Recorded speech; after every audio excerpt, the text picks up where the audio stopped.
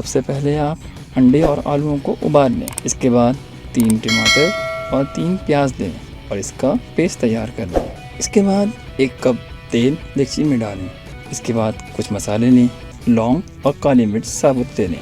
दोनों को एक साथ डेगची में डाल दें।